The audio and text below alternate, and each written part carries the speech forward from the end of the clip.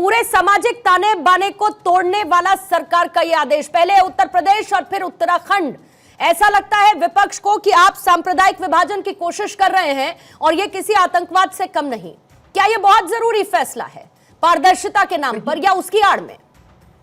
देखिए पूर्णिमा जी, कोई भी सरकार जो है वो संवैधानिक दायरे में चलती है और संविधान से कार्य करती है। और मुझे लगता है कोई भी निर्णय ऐसा नहीं लेती है जो गैर विधिक होता है। लेकिन है क्या, जो मुगलों ने सोचा था कि भाई भारत को हम तोड़े कैसे, भारत को खंडित कैसे करें, तो उन्होंने एक प्लान बनाया। उन्होंने कहा कि भारत का ताना बाना इतना सुंदर है कि वो हम तो भारत में आक्रमण करके भी नहीं जीत पाएंगे। तो उन्होंने क्या किया कि हिंदू धर्म को छोटा दिखाने का कार्य करने लगे, हिंदू धर्म की जितनी परंपराएं उसको आहत करने का कार्य करने लगे। आज वही कार्य समाजवादी पार्टी और कांग्रेस के लोग कर रहे हैं। मैं चुनौती देते हुए आपके जिम्मेदार चैनल पर पूछता हूं कि भैया इसके पहले कांवड़ यात्रा नहीं चलती थी क्या? चलती थी। इसके पहले क्या जो कांवड़ जो भक्त थे उनका लोग सहयोग नहीं करते थे क्या? करते थे। होता क्या है कि जब मूत्र जिहाद शुरू हो गया, थूक जिहाद शुरू हो गया, जब अपवित्रता शुरू हो गई, तो कुछ लोगों ने सवाल उठाया कि इस तरह की चीजें नहीं होनी चाहिए। तो भारत सरकार, उत्तर प्रदेश सरकार जो विधिक सरकार है, वो निर्णय लेती है। निर्णय किस तरह का लेती है कि धर्म पे आधारित नहीं, जिसको समाजवादी पार्टी और कांग्रेस के लोग करें। वो उन्होंने कहा उस रास्ते में कोई भी व्यक्ति जो 2006 का, 2010 का, 2012 का food and safety act work कानून है, वो कहता है कि लोगों को अपना नाम डिस्प्ले करना होगा, लोग उस शुद्धता को देख लेंगे और फिर वहां भोजन ले लेंगे। अब चौथी बात मैं कहूंगा कि आप देखिए, इसके पहले 12 से 17 तक समाजवादी पार्टी की सरकार थी। उन्होंने तो कांवड़ यात्रा को प्रतिबंधित करने का कार्य किया। समाजवादी पार्टी के लड़के कंकड़ पत्थर चलाने का कार्य किए। आज जब फूल बरसाए जा रहे हैं, माला पहनाए जा रहे हैं, तो समाजवादी पार्टी को दिक्कत हो रही है। हम जो चाह रहे थे वो तो हो नहीं रहा है। तो आपके जिम्मेदार चैनल के माध्यम से बताना चाहूंगा, आपके चाहने से नहीं होगा ना। जनता ने चाहा कि भारतीय जनता पार्टी की सरकार बने, कांवड़ यात्रा भव्यता और दिव्यता से मनाया जाए, तीज त्योहार भव्यता और दिव्यता से मनाया जाए। इस नाते आज उत्तर प्रदेश में भारतीय जनता पार्टी की सरकार है।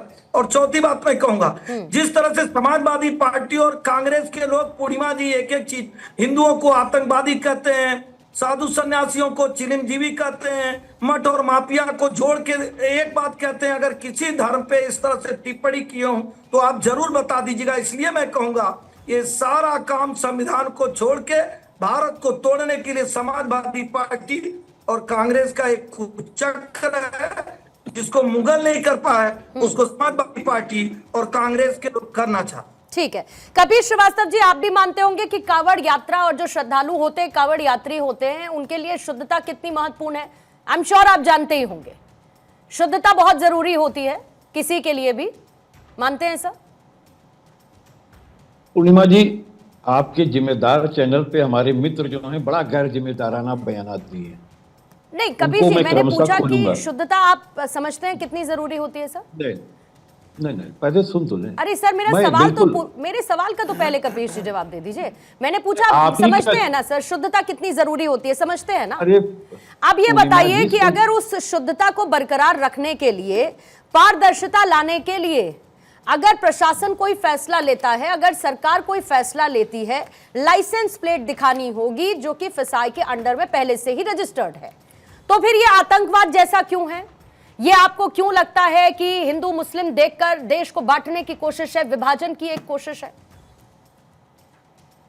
पहले मेरी पूरी बात हो जाने दे, मैं आपकी ही बातों का जिम्मेदारी से जवाब दूंगा, क्योंकि आपका जिम्मेदार चैनल है। लेकिन एसएन सिंह साहब तो बड़ा गैर जिम्मेदाराना बयान दे रहे थे और उन्होंने हम सारे लोग जो कि मतलब हिंदू भी हैं और सनातनी भी हैं, पुरातनी भी हैं, बावजूद उसके हम लोग को मुगल कह रहे हैं। अब इससे ज्यादा शर्म की बात क्या हो सकती है?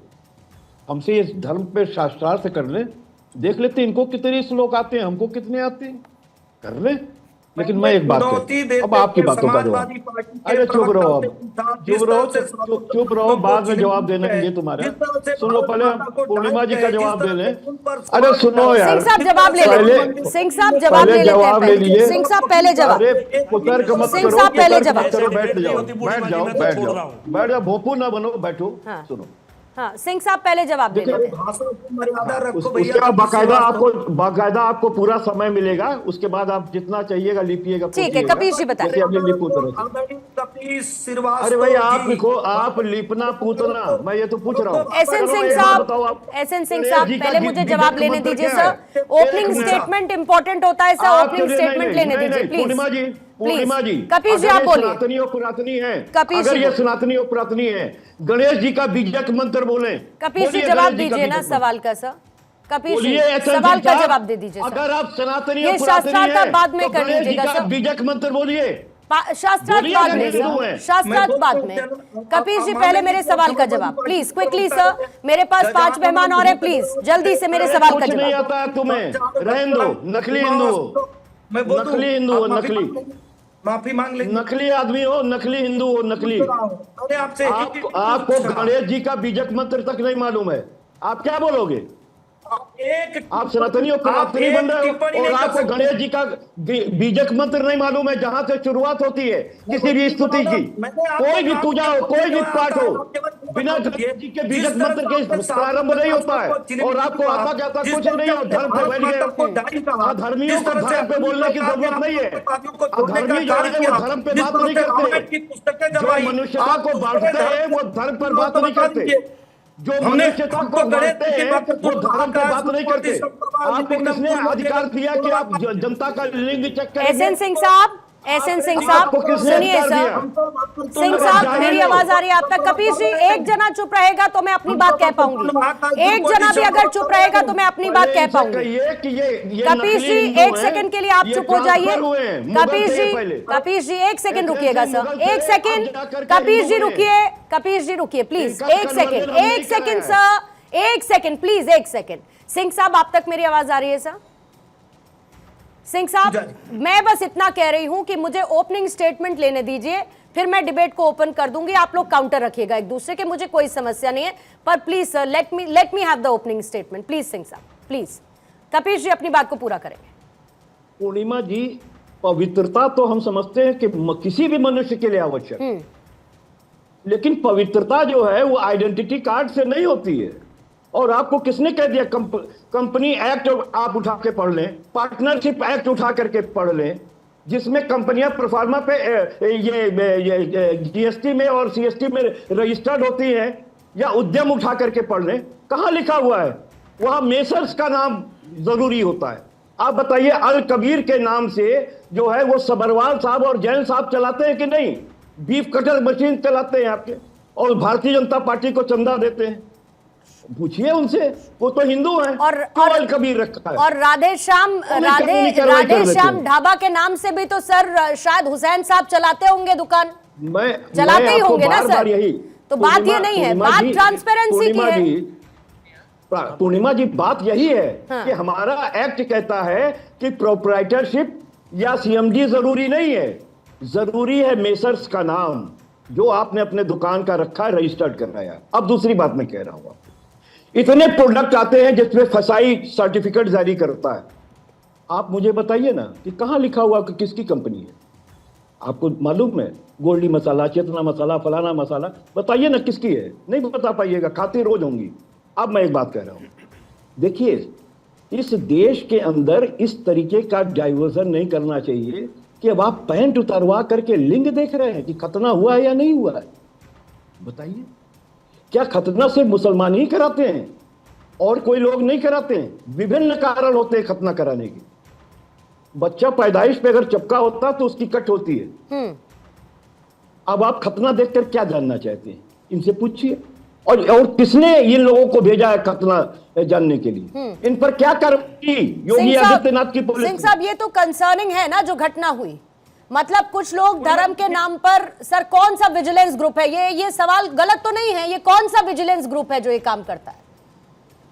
पूर्णिमा जी देखिए, समाजवादी पार्टी की सरकार नहीं है कि वो धर्म देखकर एक व्यक्ति को वो मेरठ तक भेज देगी जहाज में और दूसरे व्यक्ति को दंडित करने का कार्य की। भारतीय जनता पार्टी की सरकार में जिम्मेदारी से कह रहा हूं, जो भी गलत कार्य किया होगा उस पर कार्रवाई होगी, उसको नोटिस करवा रही है। कपीश जी अब आप बीच में नहीं सर, कपीश जी अब आप बीच में नहीं बोलेंगे सर, प्लीज। कपीश जी अब आप बीच में, हाँ बोलिए। पूर्णिमा जी, मैं क्या धर्म के रास्ते पर चलेंगे?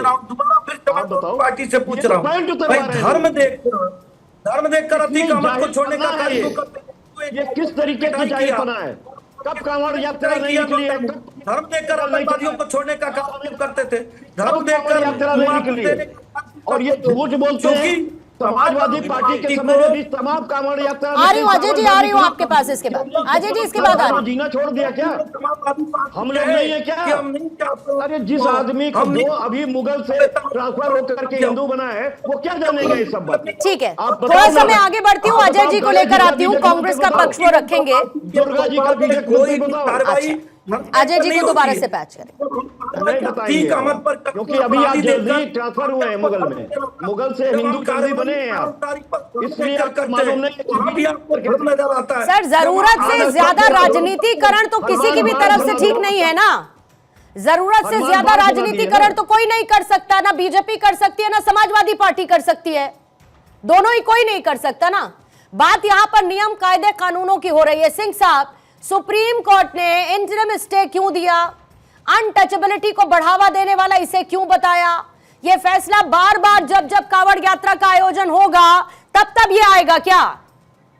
पूर्णिमा जी, सुप्रीम कोर्ट का जो भी निर्णय है सर आंखों पर, भारतीय जनता पार्टी की सरकार संवैधानिक सरकार है और विधिक सरकार है। कोई भी कार्य ऐसा नहीं कर सकती जो संविधान के दायरे में नहीं आती है। उसमें कहीं ऐसा नहीं लिखा गया जाति और धर्म नहीं। अगर आपका जो नाम है उस नाम को डिस्प्ले करिए भाई। और उसी कोर्ट ने उसी संवैधानिक दायरे में संस्थाएं बनी है जो 2004 में 6 में 12 में कानून बना दीजिए ना, कानून बना दीजिए, कोई एक्ट बताइए जिस एक्ट में लिखा हो कि ये हमें करना पड़ेगा।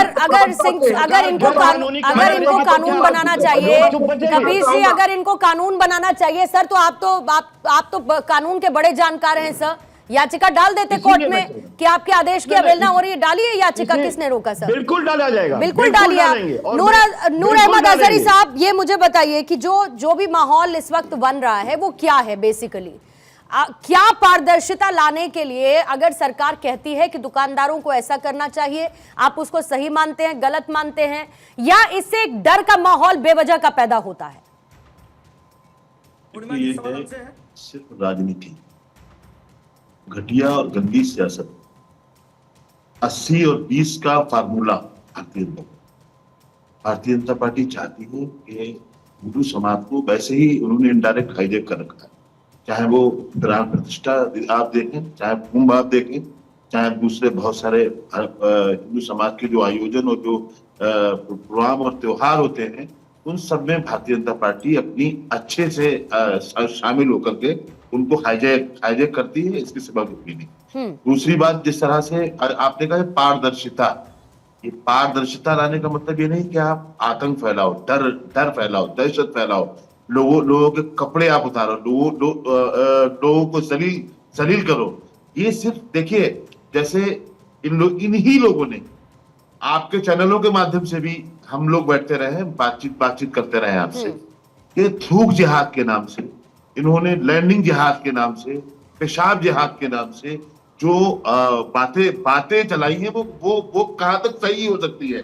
जिनकी कोई पहचान नहीं है, जो कोई शिनाख्त नहीं है, पता नहीं ना मौलाना है, ना किसी पार्टी किसी दल के नेता है, जिन लोगों ने थूका है कहीं पर।